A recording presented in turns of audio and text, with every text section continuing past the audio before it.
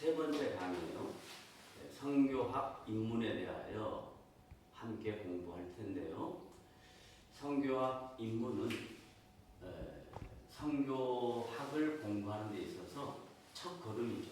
입문이다라는 말은 이 첫 걸음을 잘 걸어야 그 다음 행보를 더 깊이 있게 공부할 수 있기 때문에 성교학 입문이라는 시간이 매우 중요한 시간입니다.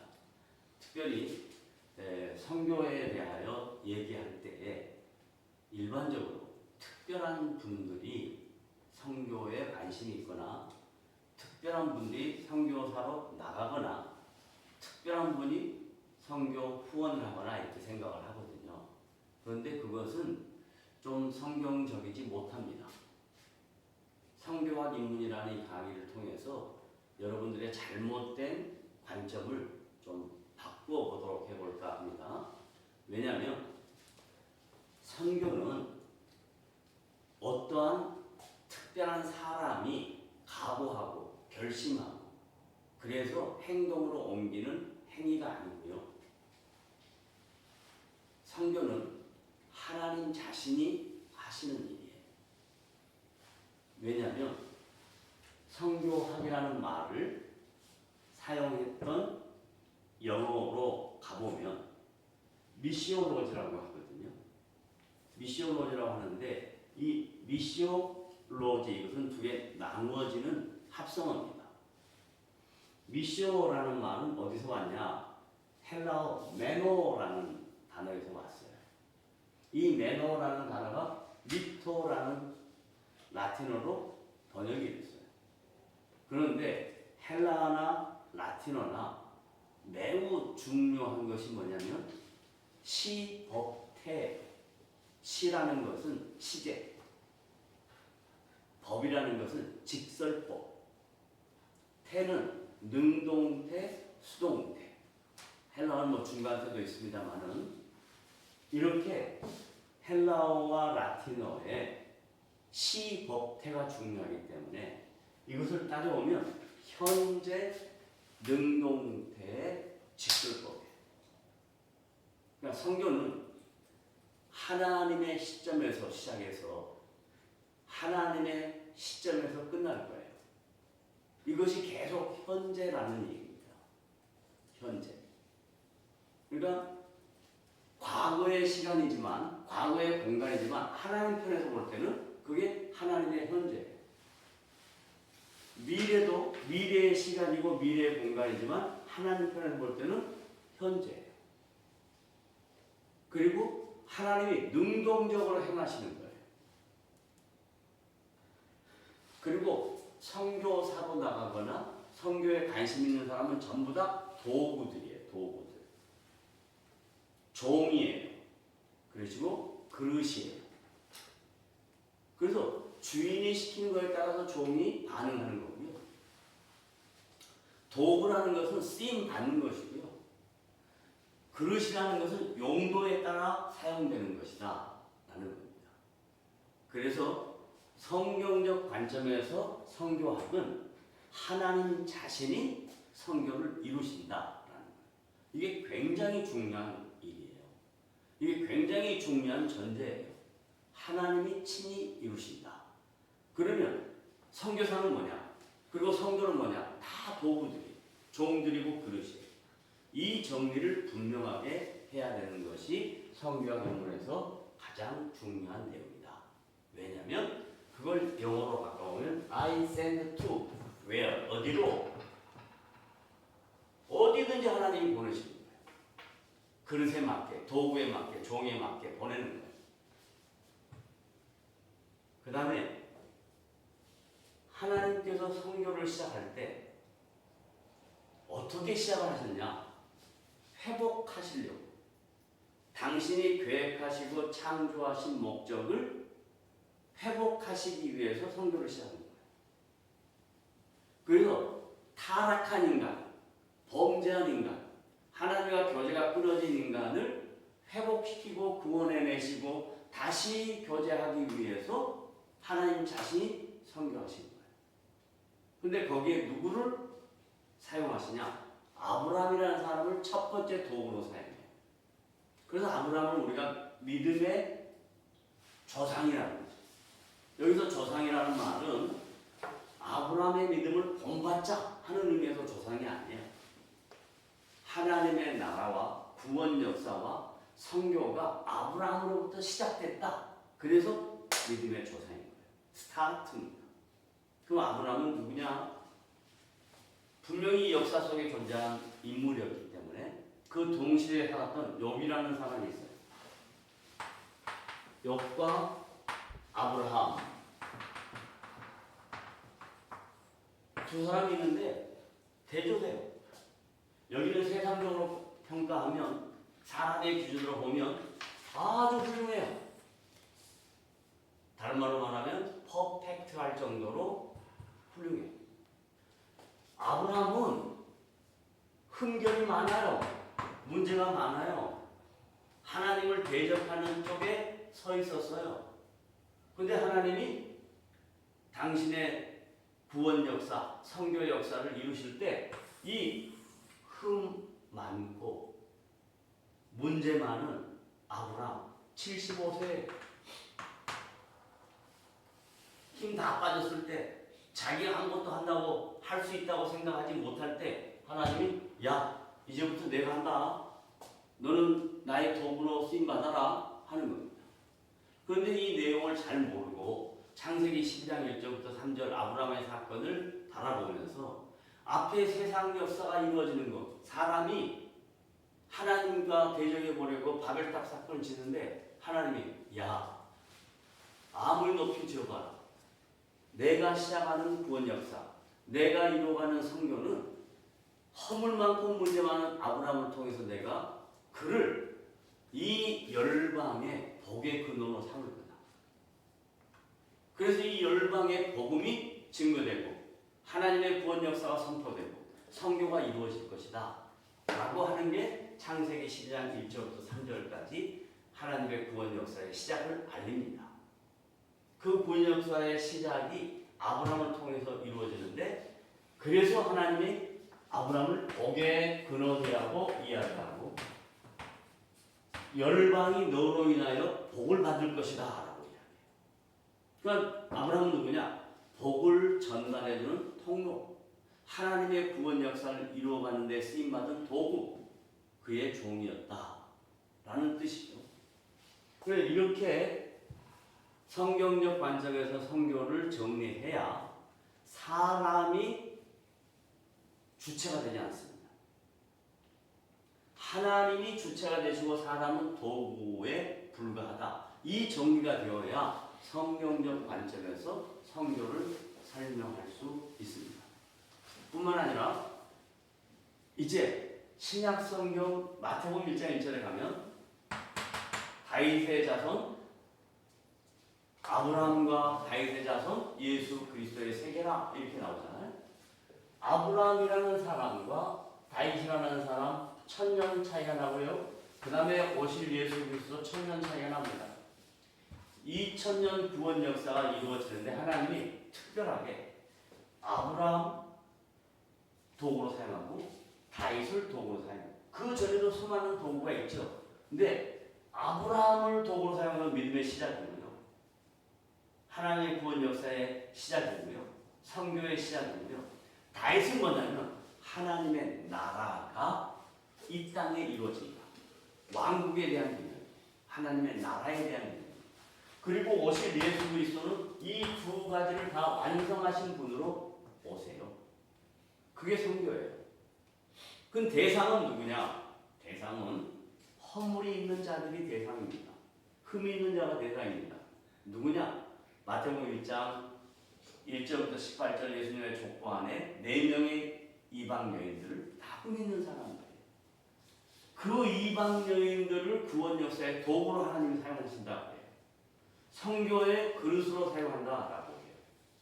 그게 바로 성교입니다. 성교는 허물 많고 흠이 많고 죄 있는 사람에게 하나님이 찾아오시는 거예요. 어떤 방법으로? 선택이라는 방법과 부르심이라는 방법과 보내심이라는 방법으로 찾아오십니다. 그 많은 사람 중에 욥과 아브람 중에서 아브람을 선택해요. 힘 다 빼놓고 아브람을 부르세요. 그래서 만들어 가세요. 그리고 난 다음에 세상 열방에 보내세요. 아브람의 삶을 통해서 주변에 있는 왕들이 보고 다 놀래요. 이게 하나님이 이루어 가시는 하나님의 구원 역사고 선교의 모습이다 라는 것입니다. 여기까지가 이제 우리가 살펴본 성경적 관점에서 성경이고요. 그러면 성경을 구약과 신약으로 나누어서 구약적 관점에서 성경을 살펴볼 거예요. 특별히 여러 인물, 도구, 종, 그런 뜻이 있는데 그 중에 이사야 선지자와 요나 선지자 두 사건만 갖고 간단하게 구약에서 성경을 살펴보겠습니다. 먼저 방금 전에 언급했듯이 다윗은 하나님의 나라, 왕국에 대한 얘기를 했다고 말씀하셨잖아요. 그런데 이사야 선지자에 있어서 특징은 참 재미나는 특징이 있어요. 여러분 이사야서가 몇 장까지 구성되어 있는지 아세요? 66장이 되어 있잖아요. 그리고 66 하면 생각나는 게 뭐 있어요? 성경의 숫자잖아요. 그잖아요. 어떤 분이 이렇게 이야기해요. 창세기 1장은 창세기는 이사야서 1장이고 출애굽기는 이사야서 1장이고 이렇게 하는 분이 있어요. 그건 좀 틀린 말이고요. 이 66장을 구성을 살펴보면요. 1장부터 39장까지는요. 참 특이해요. 구약적 관점이 있었어요.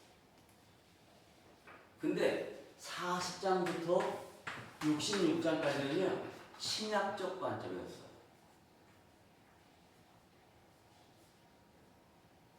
이거 참 특이해요. 그래서 저는 전화번호를 이렇게 만들었어요. 66국에 3927 이렇게 전화번호를 만들었거든요. 그래서 제가 그렇게 이야기했더니 전부 다 그런 줄 알고 믿더라고요. 뒷번호는 맞죠. 뒷번호는 맞는데 앞에 건 다릅니다. 여기 전화하면 다 알려줍니다. 그랬더니 정말 맞으세요? 이렇게 이야기했어요. 어쨌든 자 이사야서의 구조적으로 66장을 분석해 보면 1장부터 39장은 구약적 관점이다라고 말씀을 드렸고요. 40장부터 66장은 신약적 관점이라고 말씀을 드렸어요. 그러면 신약적 관점에서 모습과 구약적 관점에서의 모습은 달라요. 신약적 관점에서의 내용은 뭐가 강조되냐면 구원이라는 개념이 강조되어 있고요. 구약적 관점에서 강조는 심판이라는 게 강조됩니다. 그래서 하나님의 구원 역사는 심판과 구원의 양면성을 갖고 있어요. 분명히 하나님은 심판주이시기도 하고요. 구원주이기도 하세요. 이걸 놓치면 안 돼요. 이 양면성이 같이 어우러져 갑니다. 주님이 오시는 그날까지. 그래서 마지막 날에 그분이 심판하실 것이고 마지막 날에 그분이 구원을 완성하실 거예요. 자, 그런데 선교적 관점에서 심판에 대한 문제는 그냥 패스하기로 하고 구원에 대한 문제만 설명을 하려고 해요. 이사야 선지자가 이사야서를 쓰면서 하나님의 성경, 하나님의 구원을 설명할 때 자기가 하나님 앞에 어떻게 선택됐고 부르심을 받았는가 하는 것을 기록한 말씀이 있어요. 그게 이사야서 6장 8절부터입니다. 찾아서 함께 읽어보겠습니다. 이사야서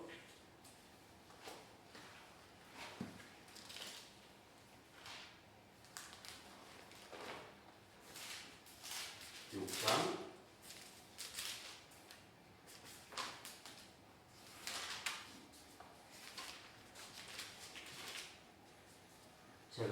6, 7 먼저 읽겠습니다.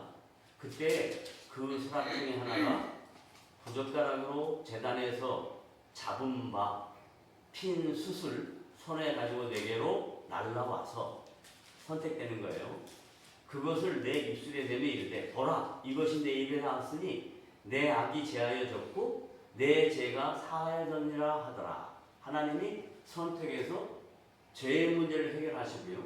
그 다음에 이제 두 번째 부르세요. 8절부터 시작.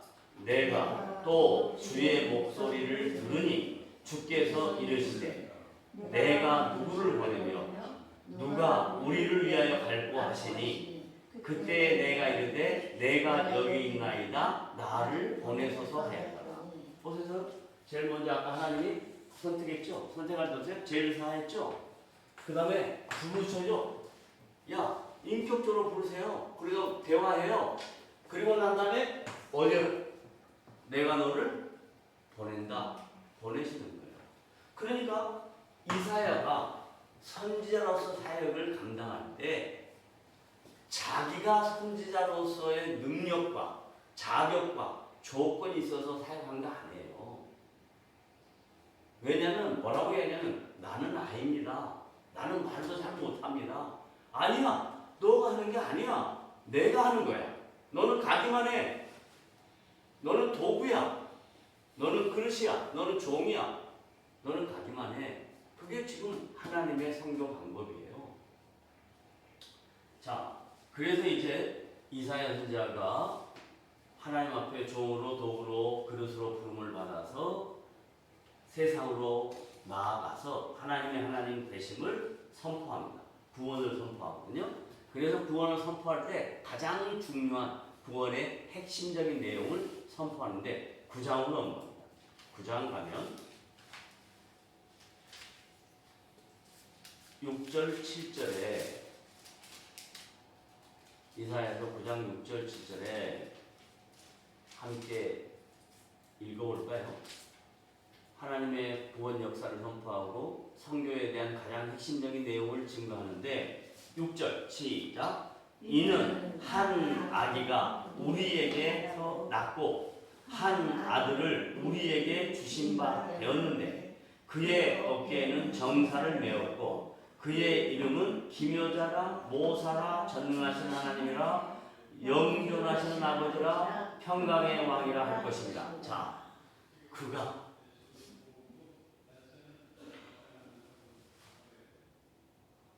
한 아기가 여기서 한이라는 것은 한 사람이기도 하지만 정확하게 지시하는 지시됩니다. 하나님이 보내실 메시아가 하나님이 이루실 구원 역사가 하나님이 이루시는 선교가 특별하게 한 아기가 우리에게서 낳고 우리에게 주신 바 되었는데 여기서 우리는 온 우주 만물을 가리킵니다. 여기서 우리는 하나님의 형상으로 지음받은 시 공간을 초월해서 모든 사람에게 주어지는 단어가 우리입니다. 우리를 위해서 주신 거예요. 한 아기, 그 지시되는 형상, 오실 메시아. 근데 5가지 이름이 있다 그러죠? 첫째 뭐예요? 기묘자라. 우리 기묘자라 그러니까 잘 모르는데요. 영어로 하면 제일 좋은 표현이에요. 기묘자가 뭔지 아세요? 원더풀. 원더풀. 이게 뭐야? 이런 뜻이에요. 아니 이런 일이 이런 뜻이에요. 그 다음에 기묘자라. 그 다음에 뭐예요? 네? 두 번째 뭐예요? 모사. 그리고 우리말로 표현한 모사는 좋은 느낌이 들어요? 나쁜 느낌이 들어요? 좀 나쁜 느낌이 들잖아요. 모사가 뭐냐면요. 카운셀러예요. 카운셀러. 영어로 하면 제일 좋은 표현이에요. 카운셀러. 주님이 우리의 카운셀러가 되어주신다. 원더풀하신 그분이 우리의 편이 되어주신다. 우리의 입장을 아신다. 우리의 형편과 처지를 가장 잘 꿰뚫어 보고 계신다. 카운셀러. 그 다음에 세 번째 뭐예요? 전능하신 하나님이라. Almighty God. Almighty God. 못하는 게 없다. 못하시는 게 없다. 그걸 주님이 오셔서 친히 이루셨잖아요. 죽은 자를 살리시고 병든 자를 고치시고 모든 초자연적인 사역을 감당하시잖아요. 그게 뭐냐? 올마이티 가시기 때문에 그래요. 하나님과 같은 신분이에요. 그 다음에 네 번째 뭐예요? 영존하시는 아버지라. Everlasting Father. Everlasting Father. 한 번 아버지가 되면 영원한 아버지가 되시는 거예요.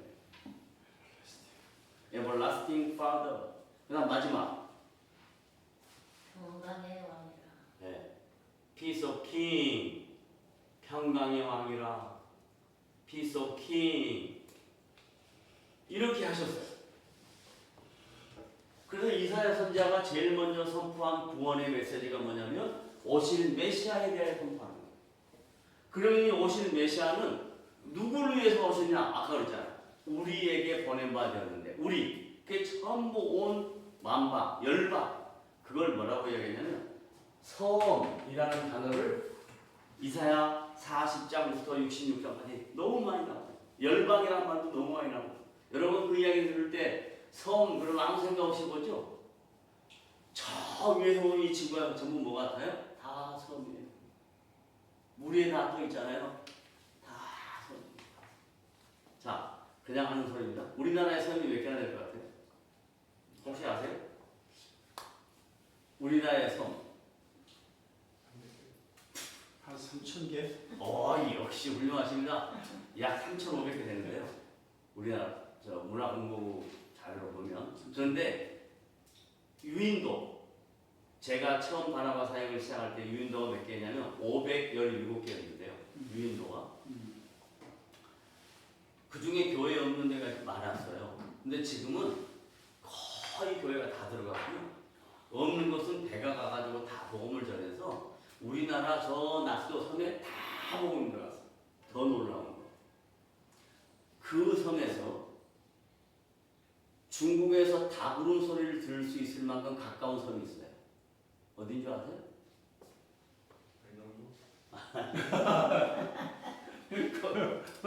어딜 것 같아요? 모르시죠? 몰라요. 네, 알려드릴게요. 가거도라는 섬이 있어요. 가거도 들어봤어. 사람이 살 수 있는 섬이다. 가을가자에 거할가자에 섬도자예요.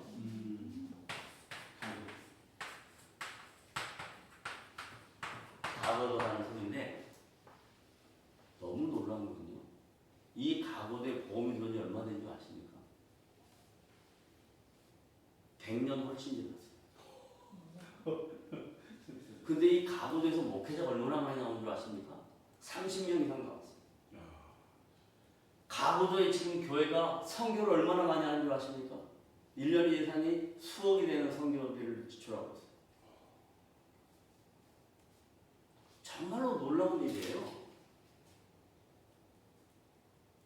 왜 그러냐? 하나님이 행하시는 일의 방식은 사람의 생각하고 다르다니까요. 어떻게 사람이 그냥 겨우 살 수 있는 섬에서 교회가 세워지고 거기에 주님의 사역자들이 세워지고 수도 없이 많은 선교에 동참하고 이 얼마나 놀라운 일입니까? 그러므로 선교할 때 제일 조심해야 될 게 뭐냐면 제발 사람이 중심이 되면 되지 않아요. 선교는 일이 중심이 되어서도 안 돼요. 왜냐면요, 일은 하나님이 하시고요, 그 일에 우리가 수종 들거든요. 그러니까 주인이 시키는 것만 잘하면 되는 거예요. 나서서 해서 다 문제 생기는 거예요. 자, 그 다음 이사야 선지자가 이사야 40장부터 66장까지 구원을 선포하면서 오실 메시아에 대하여 설명을 하고 난 다음에 그리고 뭐라고 이야기하냐면 40장 5절에 보면 너무 중요한 말씀을 40장 5절 다 같이 한번 찾아볼까요?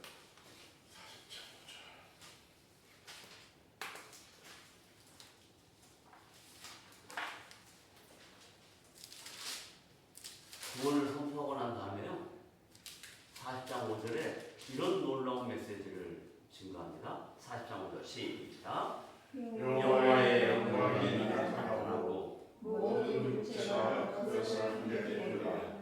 이는 여호와의 입의 말씀을 자, 이게 전하리라. 딱 두 단문이에요. 첫 번째 단문은 뭐냐면 여호와의 영광이 나타난다. 거기 여호와의 영광이 나타난다. 누구에게 나타나는 거예요? 그렇죠. 우리에게 모든 믿는 자에게. 그러니까 여러분은 누구예요? 난 영광스러운 자라니까.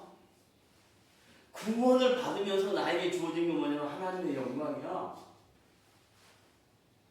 내가 영광스러운 일을 해서 영광스러운 존재여서 그게 아니고 주님이 나를 선택하고 나를 부르시고 나를 보내실 때 나를 영광스럽게 구별하셨다는 거야.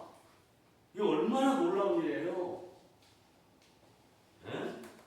여호와의 영광이 나타나고 첫 번째 단문, 두 번째 시작.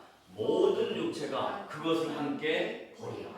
그러니까 믿지 않는 사람들도요, 믿는 사람 보고 알아요. 누가 알아요? 점쟁이가 안다니까요. 여호와의 영광이 우리에게 있는 거예요. 넌 진짜구나가 알아요. 그것을 누가 말하냐? 이는 여호와의 입이 말씀하신다. 여기서 여호와의 입이라는 것은 입으로 말했다 말이 아니고 인격적으로 말씀하셨다 이런 뜻이에요. 인격적으로 말씀하셨다. 그래서 이사야서 40장부터 66장에 보면 모든 열방, 성, 이방 이런 단어들이 계속 나오는 이유는 뭐냐? 61장에 가서 그 이유를 설명합니다. 61장 1절부터 4절.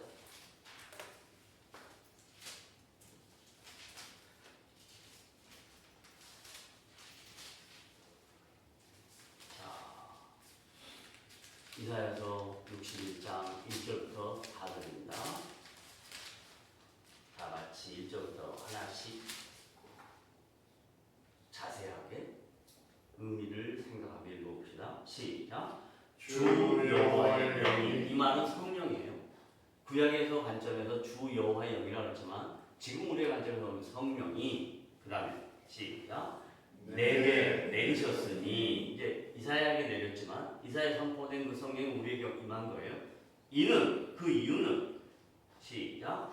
여호와께서 내게 기름을 부으사, 여기 기름에 대한 신약적 의미가 성령이에요. 성령을 부으사. 성령이 하신 일이 뭐냐? 첫째, 가난한 자에게 아름다운 소식을 전하게 하라. 여기서 가난한 것은 항상 우리는 가난, 부자 이러면 경제적이고 물질적인 걸 생각하잖아요. 성경에서 가난이라는 것은 죄와 허물로 죽은 허물 많은 자를 가난이라 표현하는 거예요. 가난한 자에게 아름다운 소식, 복음을 전하게 하려 하심이라. 그 다음에 시작. 나를 보내사. 보내신 이유 1번. 마음이 상한 자를 고치심. 제일 먼저 한 게 뭐예요? 마음. 마음이 뭐예요? 마음이 인격이에요. 인격이 뭐예요? 하나님의 형상이에요. 하나님의 형상이 없는 자에게, 상한 자에게, 정말 놀랍죠? 성령의 일은 뭐냐면 상한 자에게, 죄 많은 자에게, 허물 많은 자에게요. 의로운 자에게, 착한 사람에게, 선한 행동하는 사람에게. 이거 아니에요. 나를 보내서 마음이 상한 자를 고치시며 포로된 자에게 자유를. 여기서 포로는 우리가 뭐 감옥에 들어갔어요? 형무소에 갔어요? 그 말이 아니고 사단의 굴레에, 사단의 세력에 갇혀있는 자에게, 어둠의 영역에 갇혀있는 자에게 뭘요? 자유를. 여기서 자유는 광명, 기쁨, 희락. 그 다음에 갇힌 자에게 노임을 선포하며, 같은 의미입니다. 2절 시작. 여호와의 은혜의 해와 우리 하나님의 보복의 날, 보복 심판의 날을 선포하며 모든 슬픈 자를 위로하되 무릇 시온에서 슬픈한 자에게 평안을 주어. 이 말이 뭐냐면 모든 사람에게 다 구원은 열려져 있는데 시온, 하나님의 통치를 받는 사람에게 화관을 주어 그 죄를 대신하며 기쁨의 기름으로 그 슬픔을 대신하며 찬송의 옷으로 그 근심을 대신하시고 그들이 의의 나무 곧 여호와께서 심으신 그 영광을 나타낼 자라. 우리가 누구냐? 그의 영광을 나타낼 자라. 그 성교는 뭐냐? 여호와의 영광을 어느 곳에서나 가서 선포하는 자들이다. 선교 현장이 내가 살고 있는 이 자리가 선교 현장이다. 이런 뜻이에요. 왜냐면요. 자 보세요. 아까 제가 이야기했잖아요. 선교는 시대와 공간에 따라서 변화돼요. 상황이니까 그건. 상황은 변화돼요. 상황. 다 변화돼요. 가치관도 변화돼요. 언어까지도 변화됩니다. 요즘 아이들이 쓰는 언어 우리가 알아요? 몰라요? 몰라요. 걔랑 의사소통 안 돼요. 다 변해 상황. 근데 진리는 안 돼요. 성교는 뭐냐면 상황에 대응하는 전략이 아니고요. 성교는 하나님이 하시는 구원 역사의 시작이라니까요. 타락한 인간을 회복하시기 위하여 시작한 게 성교예요. 하나님 자신의 성교예요. 그런 개념으로 성교학을 이해해야지 어디에 성교지를 놓고 그 성교지에 대한 전략을 짜고 이건 뭐냐면 전쟁하러 나갈 때 전쟁해야 할 방법을 논하는 건 맞아. 그러나 왜 전쟁하냐 이 말이야. 하나님의 형상이 없는 자에게 그 형상을 회복하러 가는 전쟁이야. 그 전쟁의 전략은 하나님이 하시니까 우리는 종로로 하면 되고 도구하면 되고 그렇다면 된다니까. 결과는 우리의 책임이 아니야. 내가 얼마나 많은 걸 이뤘냐 이거 중요하지 않아. 자기 사는 동안에 자기 만족이지. 아무 의미 없어요. 아무 의미. 자, 그 다음에 마지막 내용 읽겠습니다. 4절. 그들은 아니요. 잠깐만요. 아니야. 그게 아니고 소리가 나서 끊으려고. 끊을 수가 없습니다. 아, 그래요? 계속하시는 전화 좀 끌어주세요. 자, 그래서요. 이제 그림이 하나 있는데요. 구약에서의 성교는 어떤 다이아그램으로 우리가 설명할 수 있냐면 이거 온 우주라고 생각합시다. 네. 딱 이렇게 생겼어요, 우주가. 그러니까 여기에 뭐가 있냐면 하나님의 언약 백성, 이스라엘 이렇게 해보자고요. 이 밖이 세상이에요. 이방이에요, 이방. 혹은 열방, 혹은 성 이렇게 표현돼. 이스라엘 문제의 표현이에요. 이게 일로 들어가요.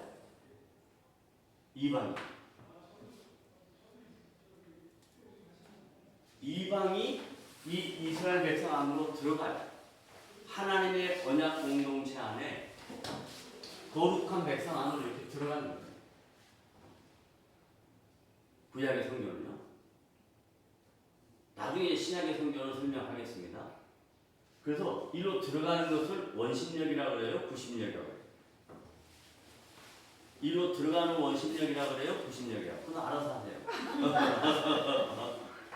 그래서 구약에서의 성경은 이방, 열방, 섬, 세상이 이 안으로 거룩한 공동체 안에 들어가는 거예요. 그래서 하나님이 신명기에서 계속해서 뭘 강조하냐면 이스라엘 백성들에게 야, 너희들이 제사장 나라야. 제사장 나라. 응? 너희들이 구별된 백성이다 하는 거예요. 근데 걔네들은 그 말을 어떻게 알아듣냐면 우리가 구별돼서 특별하다고 생각하는 거예요. 이스라엘 백성들이. 하나님이 그들을 제사장 나라로 삼은 것은 너희를 보고 들어온다 이 이야기예요. 그럼 누가 들어왔냐? 아까 마태복음 1장에 누가 들어왔죠?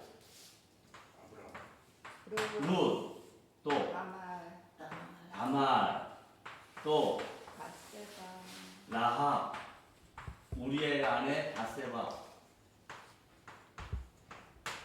이 사람들이 들어왔단 말이에요. 하나님의 구원 역사 안으로 들어왔다고. 그죠? 그래서 이사야 선지자는 계속해서 하나님의 구원 역사를 이루어가는 하나님의 언약 백성들에게 요구하는 거예요. 하나님은 이스라엘의 하나님이 아니다. 하나님은 너희들만 생각하는 민족의 하나님이 아니다. 하나님은 온 우주 만물을 창조하신 하나님이다. 그 창조하신 분이 타락한 영혼들, 죄와 허물로 죽었던 영혼들을 살리시기 위해서 이사야 너 선택했다. 이사야 너 불렀다. 그래서 이사야 너 보냈다. 그래서 너가 해야 될 일은 이방이다 라고 이야기하는 거예요. 그러면서 하나님의 은혜의 해를 전해라. 하나님의 구원을 선포해라. 하나님의 영광을 드러내라 라고 이야기합니다. 그러면서 이제 이사야서 66장 마지막에 가서 결론으로 66장 보세요. 기가 막혀요. 66장 1절 다 같이 읽어봅니다. 시작. 여호와께서 찾으셨나요? 66장 1절 시작. 여호와께서 이와 같이 말씀하시되 하늘은 나의 보좌요 땅은 나의 발판이시소. 하늘은 나의 보좌요 땅은 나의 발판이. 이 말이 무슨 말이에요? 내가 너희의 민족신이 아니다. 너희들만의 하나님이 아니다. 이 하늘 보좌, 이 땅 모든 것이 나의 발판이고 나의 보좌다. 정신 차려라 이것들아 하면서 이방의 구원에 대한, 열방의 구원에 대한 내용을 이사야 선지자가 선포합니다. 그러면 그 당시 이사야 선지자가 하나님의 언약 백성들한테 종기리함을 받았을까요? 박수를 받았을까요? 칭찬을 받았을까요? 격려함을 받았을까요? 사람들 앞에 환대를 받았을까요? 어때요? 안 받았어요. 정확하게 이해하십시오. 도구로 쓰임받는 사람들은, 종으로 쓰임받는 사람들은, 글로 쓰임받는 사람은 평가를 주인에게만 받습니다. 우리를 선택하고 부르시고 보내신 분한테만 받습니다. 사람들에게서는 환호와 격려와 응원과 이런 거 받지 않습니다. 만약에 그걸 받는다면요, 이렇게 생각하면 됩니다. 내가 아직 연약해서 주변에 있는 사람들을 통해서 나를 격려하는 것으로 받으면 돼요. 그런데 그것이 핵심이 되고 그것이 사역의 본질이 되면 망하는 겁니다. 잘 보세요. 왜 그런가? 예수님이 하나님의 나라를 이 땅에 선포하고 하나님의 구원 역사를 완성하기 위해서 이 땅에 와서 사람들에게 어떻게 했어요? 환호 받았어요? 환호 받는 건 뭐냐면 잠시 당신이 구원 역사를 이루면서도 인간적이요. 자기가 인간이니까 고통 중에 있을 때 격려하는 거, 호산나, 종려나무 가지 들고 호산나 격려하는 것 뿐이에요. 그것 외에 모든 것은 질시와 조롱과 매맞음과 침뱉음을 당함과 조소와 이런 거잖아요. 이게 기독교에서 말하는 십자가의 길이고 이것이 기독교에서 말하는 성교의 모습이에요. 근데 지금 성교의 현장은 어떻습니까? 누가 잘하나 싸우는 거 외에 다른 건 뭐 있어요? 내가 이런 거 입었습니다 와서 성교 보고 하는 거 아니에요? 이런 모든 것들은 하나님의 은혜로 감당할 수 있었습니다. 하나님이 이렇게 인도해 주셨습니다. 이런 건 좋아요. 그런데 제가요 뭘 했고요. 저는 딱 들으면 금방 알아요. 어떻게 하냐? 주어가 있어요. 내가 라는 주어를 사용하는 사람은 전부 가짜야. 전부 가짜야. 아직 수준이 덜 됐어. 주어가 어떻게 바뀌냐? 주님이 그분이 도구로 저를 사용하신다. 이러면 저는 딱 기교. 아, 그래. 너무너무 중요한 거예요. 우리 대부분 믿는 성도들이 다 이 내가가 주어야, 내가가. 하나님이 보내셨는데, I send to where, anywhere. 그런데 거기 I가 자기 아이야. 근데 아니야. God sent to where. 우리를 어디로 보내든지, 어디에 가서든지 우리에게 주어진 사역을 감당하는 게 성경입니다. 그래서 이사야 선지자는 이 내용을 정확하게 인식했어요. 하나님 나를 불러냈구나, 선택했구나, 그리고 나를 보내셨구나, 나를 도구로 사용했구나. 그래서 나는 마지막에 와가지고 66장에 초대해서 그런 얘기를 하고 마는 거예요. 그리고 끝내는 거예요. 칭찬과 환호와 없습니다. 그런 거 받으려면 우리 이런 일 안 하죠. 아, 뭐 그거 하려면 뭐 머리가 나빠요. 못할 거 있는 줄 아세요? 근데 안 하는 거예요. 못 하는 거예요. 맡기셨으니까 어쩔 수 없이 주인의 말에 순종해야 되니까 그냥 따라가는 것 뿐이에요. 그게 큰 일이든 작은 일이든 남이 알아주든 알아주지 않든 있든 없든 아무 관계없어요. 그냥 하는 거예요. 가다 보면 그날에 그분이 우리를 평가하신다. 이게 이사야 선지자가 구약의 성경을 통해서 드러내는 내용이었어요. 요나까지 가려고 했는데 요나까지는 못하겠다. 다음 시간에 밥 먹고 하겠습니다. 배가 고파서 더 주겠는데. 잠시 기도하고 마치겠습니다.